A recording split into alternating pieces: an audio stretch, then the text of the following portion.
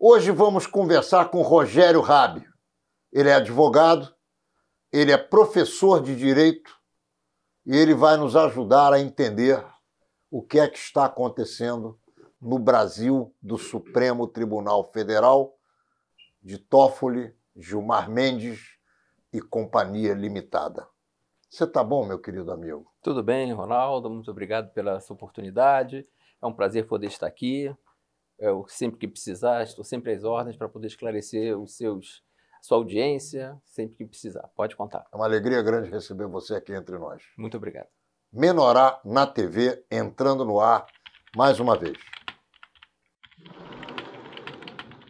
Estamos dando início ao primeiro bloco de Menorá na TV com o advogado e professor de Direito, Rogério Rabi.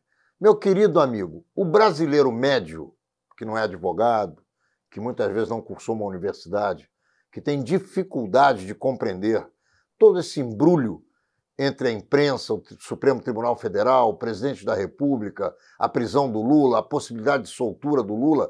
Nós estamos gravando esse programa e não sabemos se quando ele for ao ar, o Lula estará solto ou estará preso. Como é que você explica para um leigo o que está acontecendo no Brasil de hoje em termos da nossa justiça? O que é que o judiciário está fazendo no Brasil hoje em dia?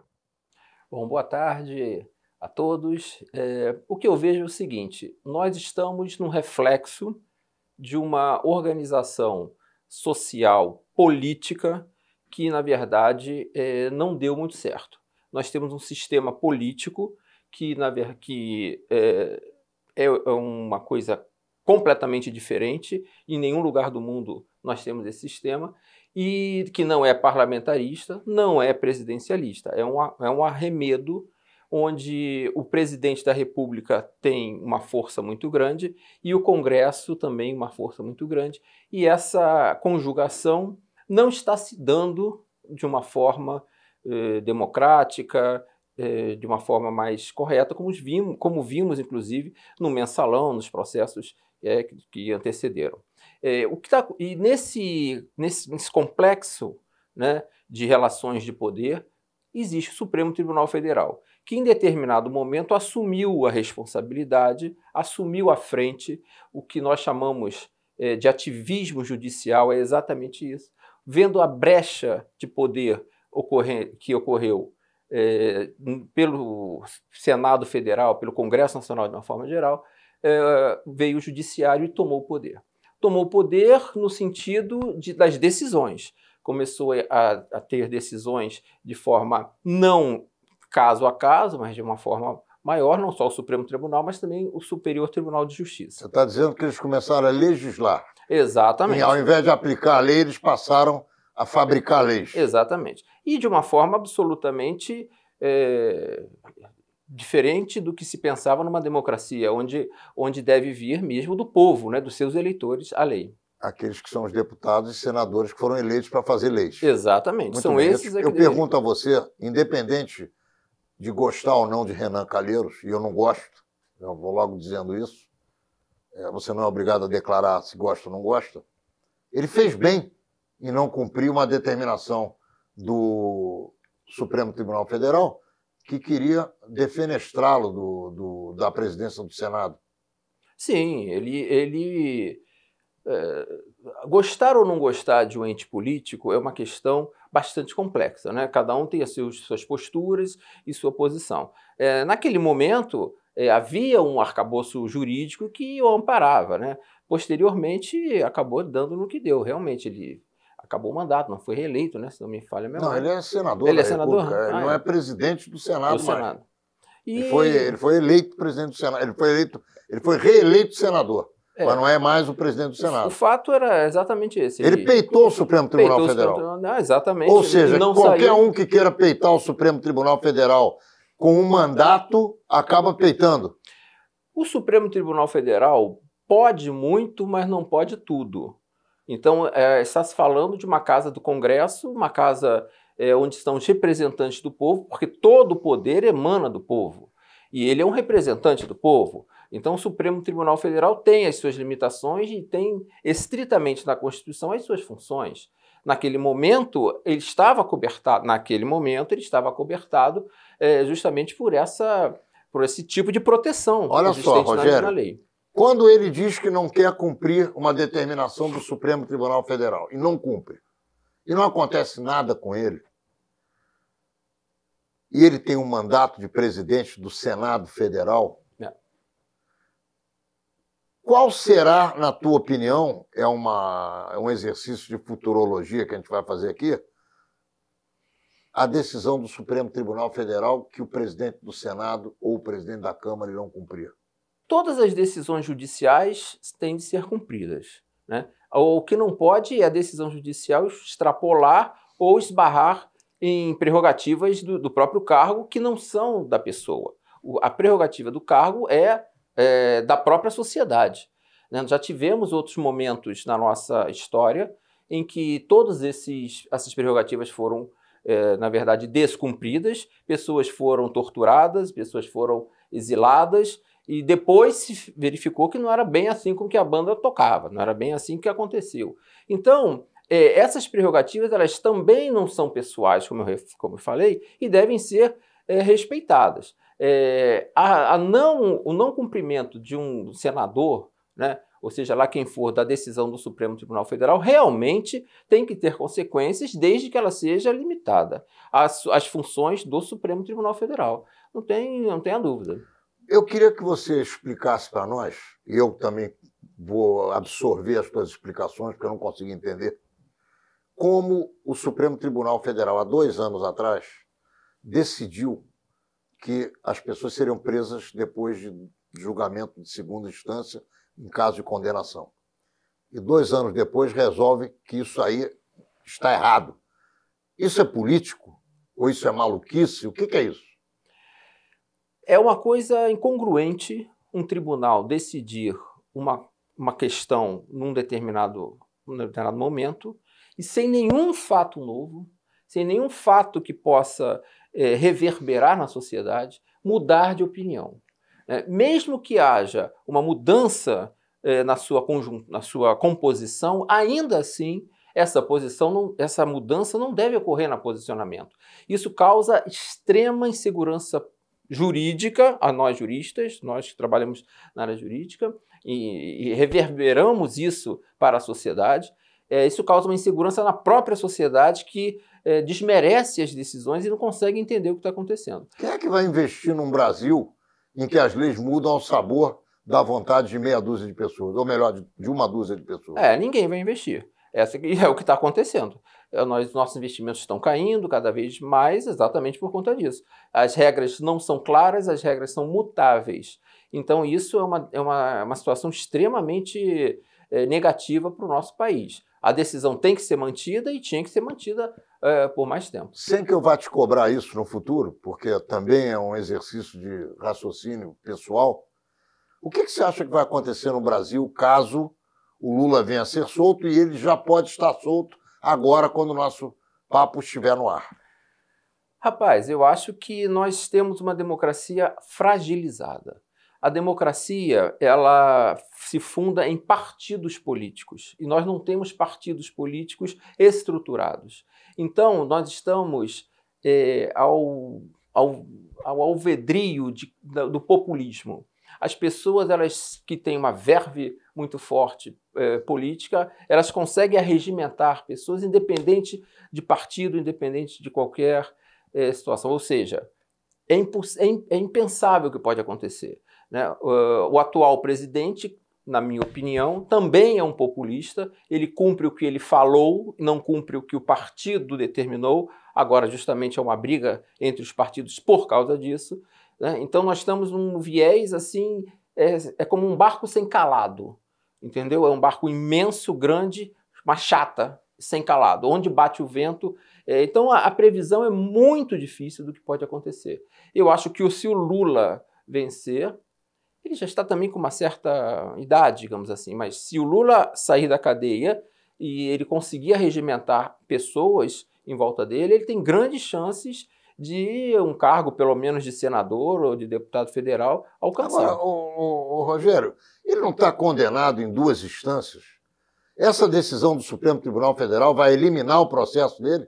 Não, ele está condenado em 2 instâncias, sim, já por 2 processos. Há mais um outro processo, parece, em andamento. E a decisão final, já dos embargos de declaração da decisão do STJ, também para ser julgado, e não julgam, né? Que também é uma coisa a ser pontuada, não se julga isso. Então, essa decisão, portanto, terá efeito, hoje, né, do Supremo Tribunal Federal, terá efeitos com relação ao Lula, até que seja julgado os embargos de declaração da decisão já do STJ. Mas vão eliminar os processos dele? Essa é a pergunta. Não vão eliminar. Ele só vai ser solto. Ele só vai ser solto. Mas continua sendo condenado, continua sendo tido como bandido, sim, porque foi condenado como corrupto. Como tendo realizado um ato delituoso. E não pode disputar a eleição. Depende dos direitos políticos. Os direitos políticos da pessoa que é condenada, muitas vezes é cassado, como no caso dele. Mas, então, não pode nem se candidatar, nem se eleger, nem ser eleito. Mas, futuramente, passando essa função, dependendo da sentença... Quando ele estiver com 103 anos, ele vai disputar a eleição. Aí pode disputar. Então, não acho que vai haver grandes problemas com a soltura do Lula. Não acho isso. Na minha opinião, ele vai fazer um rally pelo Brasil, metendo o pau no governo. De novo, né? É como sempre. Mas não acho que eu não acho que essa decisão do Supremo, se for o caso de respeitar a Constituição, na minha opinião, e de manter a prisão da pessoa apenas após o último recurso, eu não acho que isso vai atrapalhar muita coisa. Eu acho que vai provocar, desde aquela decisão até a data de hoje, o Supremo, o STJ e todos os tribunais dos estados já estão precavidos. Pouquíssimos recursos conseguem alcançar o STJ e o STF hoje em dia em qualquer estado. Então eu acredito que essa decisão ela é correta do ponto de vista jurídico. Do ponto de vista político, é um custo. Mas nós não podemos olhar para o ponto de vista político, na minha opinião. Se a lei é de uma determinada maneira, ela tem que ser cumprida. Eu acho que a lei é uma linha reta. Se o próprio Supremo Tribunal Federal decidiu de forma diferente há pouco tempo atrás, isso é que ninguém engole. Ninguém engole. E aí é que está a política interferindo nas decisões do Supremo Tribunal Federal, partidarizando ministros, o que não poderia acontecer de jeito nenhum. Tem toda a razão, concordo absolutamente. A forma de escolha dos ministros é uma forma muito criticada pela área jurídica. Deveria-se ter uma mudança maior, uma circulação maior e não a vitaliciedade até o final. Ou sim, mandatos, por exemplo. Está se cogitando em modificar esse tipo de escolha, e não indicação do presidente de plantão, né? Porque eles vão ficar muito mais tempo. Então eu acho que, mas o Supremo Tribunal Federal, ele não é uma ilha também. Ele tem que ser sensível ao que está acontecendo. Então, realmente, isso vai acontecendo, as justificativas são apresentadas, todas as decisões são proferidas. Nós não podemos também desmerecer demais as nossas instituições. Entendeu? Por mais que elas nos pareçam contraditórias, é importante que nós, brasileiros, tenhamos orgulho das nossas instituições por elas, não pelas pessoas. Então, desmerecer o Supremo, o STJ, desmerecer o Congresso, é desmerecer a nós mesmos e trabalhar contra a nossa cidadania. Não acho que isso é correto. Eu acho que se as decisões forem retomadas justificadamente, nós vamos lá e vamos obedecer, custe o que custar. Muito bem, nós estamos encerrando o primeiro bloco de Menorá na TV com o Rogério Rabi, que é professor de Direito e também advogado. Eu só vou, antes de terminar o primeiro bloco, fazer uma pergunta a ele, para que ele me responda logo no início do segundo bloco. Ô, Rogério, como é que você acha que vai ficar o Brasil caso o Lula seja solto? Você vai me responder no segundo bloco, não saia daí. Estamos, então, dando início ao segundo bloco de Menorá na TV, com o professor de Direito e advogado Rogério Rabi. Meu querido irmão, e aí? Como é que fica o Brasil caso o Lula já esteja na rua? Porque, como eu já disse 2 ou 3 vezes, nós estamos apresentando um programa gravado na quarta-feira, 23, dia em que o Flamengo vai ganhar do Grêmio, porque ainda não houve o jogo, e estamos apresentando o programa numa outra data que nós não sabemos o que está acontecendo hoje, quando você está vendo o programa pelo Brasil. E outro exercício de futurologia. Eu acredito que a soltura efetiva do Lula vai reorganizar um grande pedaço político da nossa sociedade em torno dele, né? Ele é uma pessoa que foi um presidente da República, teve uma militância política muito grande de muitos anos, praticamente da vida toda, e acredito que isso vai haver uma reorganização desse sistema. O que irá acontecer realmente não há como prever. Eu acredito que o Lula não vai conseguir se organizar toda essa situação da forma como aconteceu, de modo a tomar o poder. Eu acho que o passado que ele traz é um passado bastante questionável, coisa que ele não respondeu até hoje a qualquer das questões que foram apresentadas ali, de corrupção, influências e etc. Nada disso ele respondeu. Eu acho que ele tem muitas contas a prestar à sociedade brasileira e isso vai lhe tomar muito tempo e muita credibilidade. Então não acho que vai haver grandes alterações. A esquerda no Brasil não tem nenhuma outra grande frente assim para realmente tomar o poder. A direita é uma onda que está vindo em todo o mundo, não é no Brasil, é em todo o mundo. Então eu não acho que vai haver uma grande alteração no contexto político, nem muito menos jurídico aqui do nosso país. Eu acho que temos que ter paciência, tranquilidade e temos que respeitar a legislação e o que decidir os nossos tribunais. Você acredita em arruaças, em pancadarias, em foguetórios, como está havendo, por exemplo, no Chile, em outros países? O que está acontecendo no Chile é justamente uma reação a um sistema democrata, liberal, melhor dizendo, liberal de uma forma muito aguda, em que no primeiro momento deu resultados positivos. Posteriormente, a própria sociedade não está mais aguentando o que foi proposto lá, como ausência de suporte previdenciário ou de saúde e a educação, tudo é muito caro e as pessoas estão realmente necessitadas de uma melhoria naquilo, o que é uma coisa natural da sociedade. São fases que as sociedades vão mudando. Com certeza o governo não ouviu os reclames da sua população e está agora sofrendo esse ataque, na verdade, e corretamente as coisas irão mudar para um ponto de equilíbrio, nem tanto à direita nem tanto à esquerda. Por isso eu acho que o Brasil, dependendo das circunstâncias, dependendo do que acontecer, vai também passar por isso, talvez. Ou não.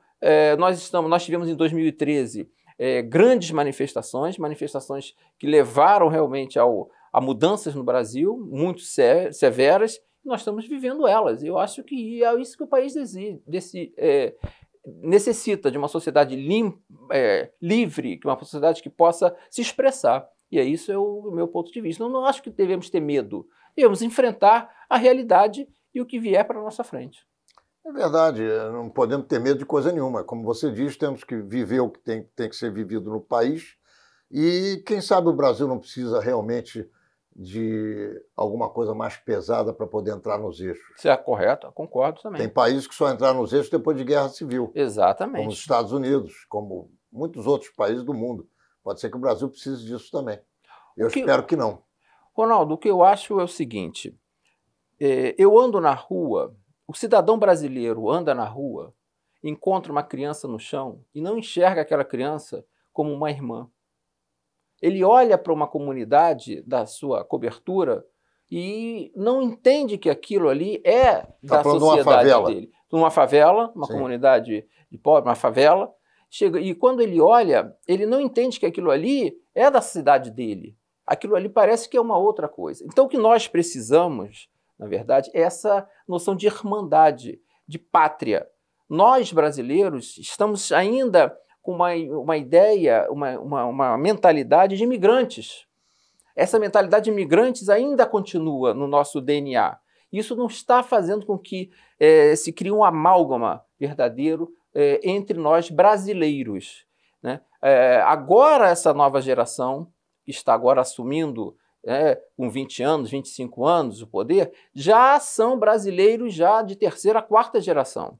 Então, foram eles que fizeram aquelas manifestações de 2013. Então, é isso que falta do nosso país. Não é lei, não é Supremo, não é Congresso, não é nada disso. O que falta é a nossa sociedade se irmanar. Como isso acontece? Com educação, com cumplicidade, com vontade de crescer junto, ver a coisa comum como sua e não como de ninguém. É isso que nós precisamos. Ô, Rogério, é muito difícil nós chegarmos ao patamar que você exige, eu também, como cidadãos brasileiros que nós somos, porque o Brasil informal tomou conta do Brasil formal. As favelas tomaram conta do asfalto. Os camelôs tomaram conta das lojas. O vendedor de droga hoje tem os seus clientes queimando maconha nas praias da orla marítima do Rio de Janeiro. Aqui, a polícia não consegue funcionar. Nada funciona direito. Para onde você olha da tua janela, você vê coisa errada. E é difícil consertar um país nessas condições. O Bolsonaro era uma esperança, já tem 9 ou 10 meses de governo, muita coisa boa foi feita, mas o tamanho do problema é de tal ordem que não se sente essas melhoras em função das grandes dificuldades que a gente tem. E quando você fala em educação, eu concordo com você, assino no que você falou embaixo, a gente olha que o Brasil não tem um projeto de educação que sirva à sociedade brasileira. Isso é um outro grave problema que nós temos. O camarada ir para a escola para comer e não para estudar, tem alguma coisa errada nisso aí. Ou não tem? Onde é que está o erro, na tua opinião? Concordo plenamente. Eu gostaria de dizer, apenas complementando, que eu também trabalho como defensor público do Estado do Rio de Janeiro e fui coordenador do sistema penitenciário daqui do Rio de Janeiro, jurídico, durante 4 anos. E tive essa oportunidade, me dei essa oportunidade, não apenas para trabalhar nem por salário, porque é apenas uma transferência, mas para verificar o que estava acontecendo e em busca dessas mesmas respostas que você está me dando. As pessoas que estavam lá, as quais eu tive contato pessoal, são pessoas que não vão conseguir, e nós não temos que conseguir, uma ressocialização. E sim, elas precisam de uma socialização. É isso que é o ponto. Quando se fala de educação, Ronaldo, não estou falando em educação português, matemática, história, não é nada disso. Eu estou falando daquela educação do civismo, aquela educação que o pai e a mãe têm que dar ao seu filho. E isso não está mais acontecendo. Quem vai dar essa educação? É a escola? É a escola, o pai sai para trabalhar para um lado, a mãe para o outro, e os filhos ficam como? Com a professora da escola que vai lhe dar a educação? Na verdade, esse é o grande problema da nossa sociedade, é a socialização. Nós precisamos ter um sistema que introduza na cabeça das pessoas a questão realmente do bem comum e da vida em sociedade. Então, não sei o que pode acontecer, mas não adianta abrir-se escola, fabricar-se escola e colocar-se escola na rua. Tem que ter um outro padrão. A nossa sociedade, não só a nossa, mas as sociedades do mundo geral, encarando hoje a mulher não mais como aquela pessoa que ficava em casa tomando conta dos filhos e da casa, mas saindo para trabalhar também, a nossa sociedade tem que assumir esse ônus e educar essas pessoas, socializá-las mesmo. Então essas ideias, inclusive, que o Bolsonaro está tendo, que eu apoio, acho muito interessante, das escolas militares, não é militares cívicas, escolas cívicas, eu acho muito interessante, eu acho que vai dar um novo enquadramento ao nosso país. Eu me lembro muito bem no Eliezer Steinberg, quando eu frequentei, a minha diretora chamava a dona Luba, e ela afileirava toda a escola no pátio, ela lá em cima, e nós cantávamos o hino nacional, todos com muito orgulho, e depois saíamos para estudar. Isso nunca mais me fez esquecer. Hoje em dia, quando toco o hino nacional, eu levanto e coloco a mão no meu peito, porque eu tenho esse orgulho. Você teve educação para isso? Educação, uma educação cívica, uma educação social. E hoje eu vejo que a nossa sociedade e os nossos jovens querem ir embora.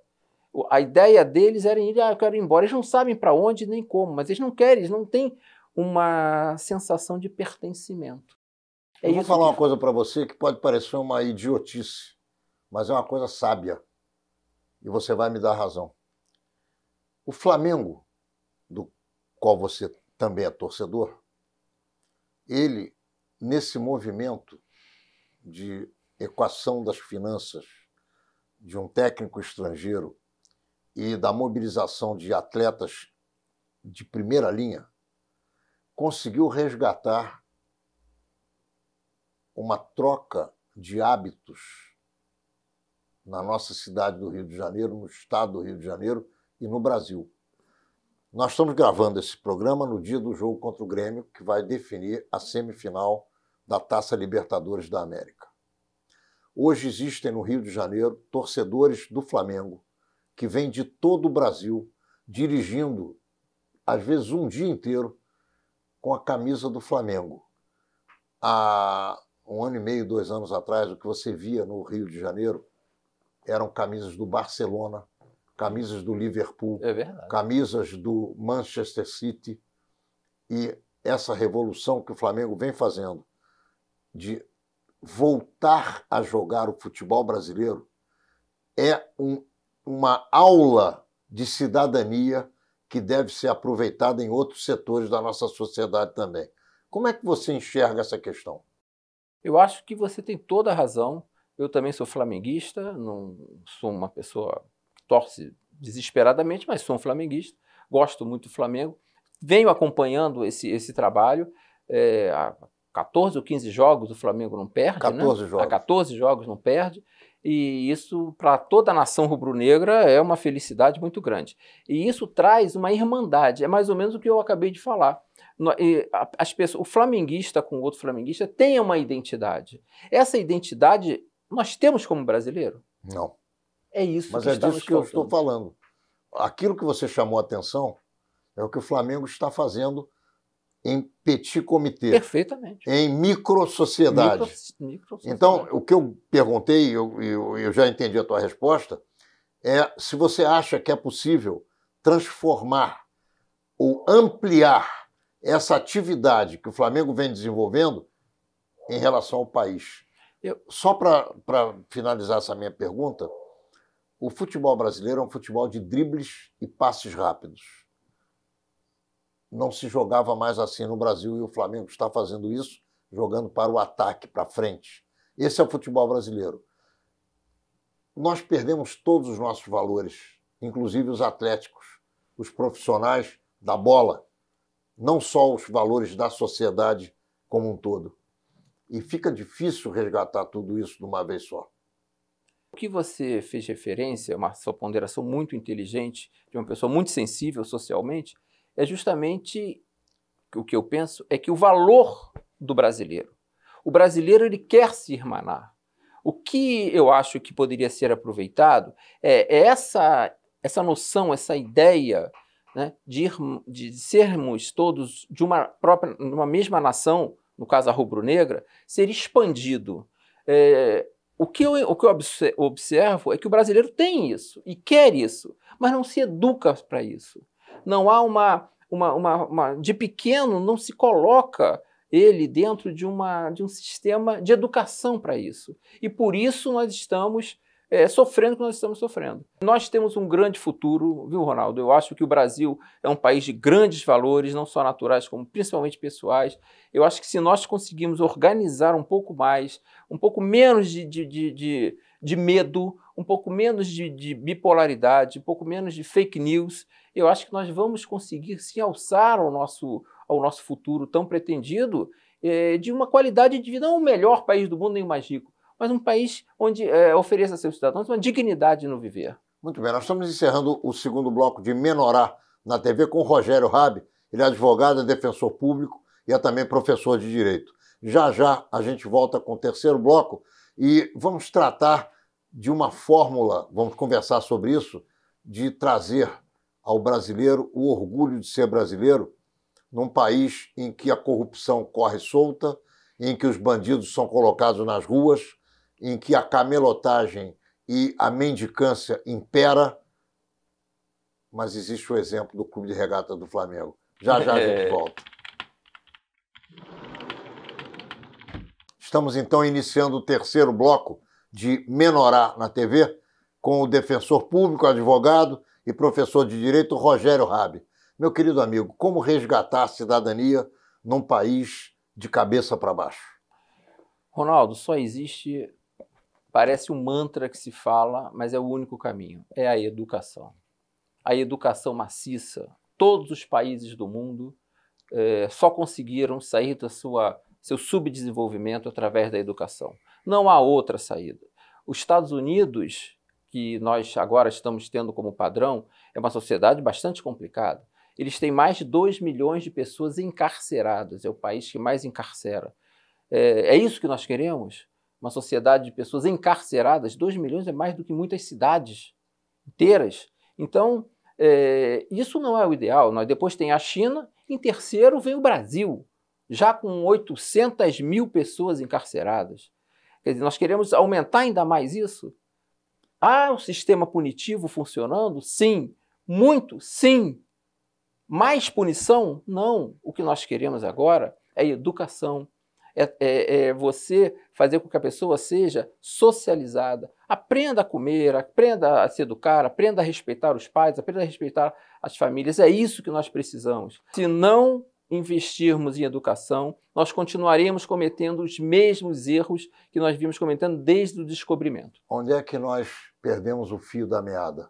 Porque você cantava o hino nacional com a dona Luba lá em cima, e eu respeitava o professor Magesse, que era no Colégio Melo de Souza o inspetor, e todos os alunos respeitavam. Onde é que nós começamos a bater nos professores? O que aconteceu que chacoalhou a sociedade brasileira de uma tal maneira que nós começamos a inverter o polo? Você tem alguma forma de explicar isso? Você já pensou nisso? Você já identificou para você mesmo em que momento a gente perdeu o passo? Nós nunca tivemos uma educação séria. Eu acho que parte por aí. Nós tivemos talvez uma educação mais rígida, pouca coisa mais rígida. Sempre com respeito, etc., mas nós não tivemos uma educação ainda de primeiro mundo, né? Gradativamente, nós tivemos uma comercialização muito grande dos sistemas educacionais do nosso país, né? As escolas não tiveram mais uma diretriz do governo, pelo menos na parte de organização social e política do Brasil. Isso foi se perdendo, né? Eu me lembro de ter estudado o SPB, não sei se você também, e lá se explicava toda a organização.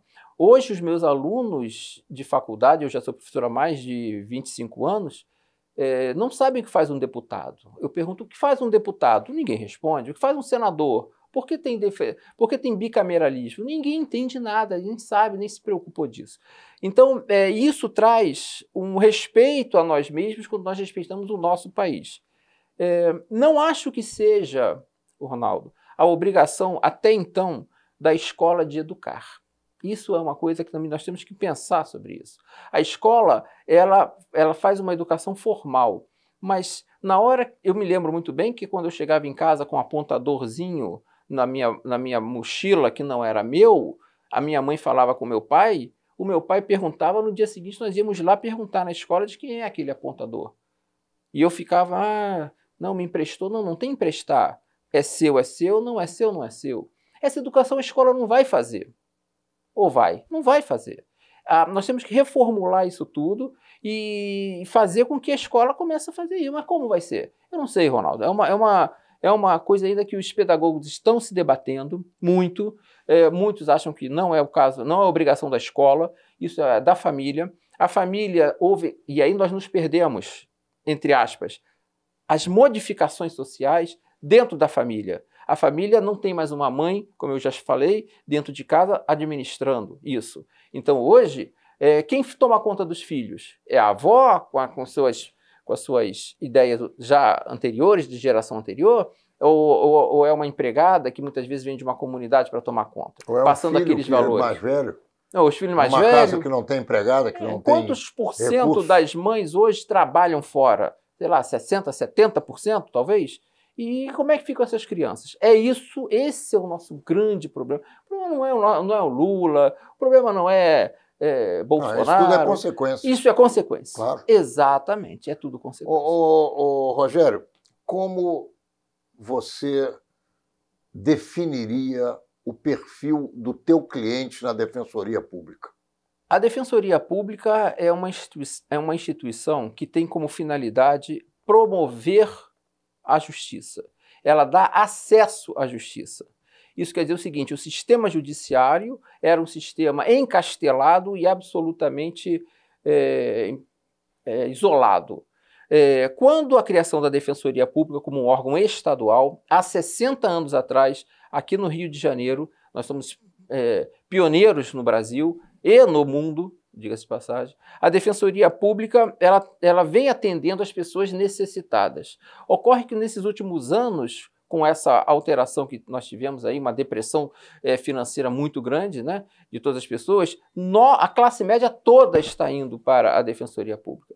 Numa sessão de julgamento hoje de uma Câmara Criminal, de 80 processos que estão julgados, 4 têm advogados, os outros todos são da Defensoria Pública. Essa é a proporção. Então, e se nós não fizermos esse atendimento, se nós nos negarmos a isso, as pessoas não vão ter acesso à justiça e poderão ser condenadas de forma muito precária, sem nenhuma defesa. E o defensor público ele tem esse preparo para conseguir esse tipo de acesso para aquelas pessoas. Mas que cada vez mais a classe média está procurando a Defensoria Pública, isso é verdade, mas nós não deixamos de atender prioritariamente as pessoas necessitadas, realmente necessitadas. Sim, porque a classe média, que não é mais média, que não é mais acabou média. A classe média. Acabou a classe então, média. Então, o sujeito que era classe média ontem, ele hoje está necessitado. Ele vai lá na Defensoria Pública. Exatamente. Agora, qual é, nesse momento, na tua avaliação, a perspectiva de baixar o número de crimes cometidos no Brasil? A perspectiva, na minha opinião, é grande. Eu acho que nós tínhamos falado no bloco anterior com relação à punição. Eu não acho que haja necessidade de mais punição no sentido de se aumentar penas, mas eu acho que há muita necessidade de se efetivar as punições. O governo Garotinho, por exemplo, ao criar as delegacias legais, pegou todo o acervo de todas as delegacias do estado do Rio de Janeiro e colocou num determinado galpão. Estão lá até hoje. O que você chama de acervo das delegacias? Processos? Todos os inquéritos que estavam nas delegacias do estado todo foram colocadas, todas as investigações, os crimes cometidos, os homicídios, os roubos, os estupros, todos eles foram colocados no galpão. Quer dizer que os criminosos não têm preocupação de serem presos. E as delegacias legais, as delegacias começaram do zero. Do zero. Como é que pode um negócio desse? O que acontece, um negócio desse, é o que nós estamos vendo nas ruas hoje. As pessoas têm uma sensação de absoluta impunidade, e isso vem crescendo. Com a crise, as pessoas acharam que não vai acontecer nada com ninguém. Então, e essa estrutura já do governo Garotinho até a data de hoje, já está se reestruturando, as polícias estão se reestruturando, se organizando, as investigações estão melhorando, e o que nós temos que fazer agora é enfrentar o problema das favelas. O Estado tem que entrar nas favelas com educação, organizando, removendo o que for necessário também para organizar aquele local e fazer com que a sociedade possa respirar. E vou dizer mais, o dia que isso acontecer, nós teremos uma revolução cultural na nossa cidade, porque nós vamos absorver toda aquela cultura que está lá, que é carioca, que é a nossa. Eu acho que vai ser um ganho muito grande para a nossa sociedade. Meu querido Rogério, foi um prazer enorme ter você aqui comigo. Eu quero te oferecer as câmeras e os microfones de Menorá na TV para que você faça suas considerações finais e se despeça dos nossos ouvintes telespectadores. Eu sou um otimista com a nossa sociedade. Eu tenho uma honra muito grande de ser brasileiro. Eu sou de origem judaica, mas a minha família, meu avô já é daqui de Niterói, inclusive, e por isso eu brigo muito, né? Eu sempre digo o seguinte, se alguém me perguntar algum dia o que eu fiz pelo meu país, eu digo, eu dei aula. A nossa única saída é através da educação. É essa mensagem que eu levo a todos os nossos assinantes, né, a todos os nossos pessoas que estão nos assistindo, que briguem por isso, briguem pela educação de seus filhos, cada dia mais. E isso é o que vai fazer com que o país saia dessa inércia sociológica que nós nos encontramos. Muito obrigado por tudo. Menorá na TV entrando no ar mais uma vez, na quinta-feira que vem, às 10 horas da noite, pelo canal 6 da NET Rio e também em todos os dias e horários que você já se acostumou a nos assistir e que você confere aqui embaixo na telinha. Nos vemos lá.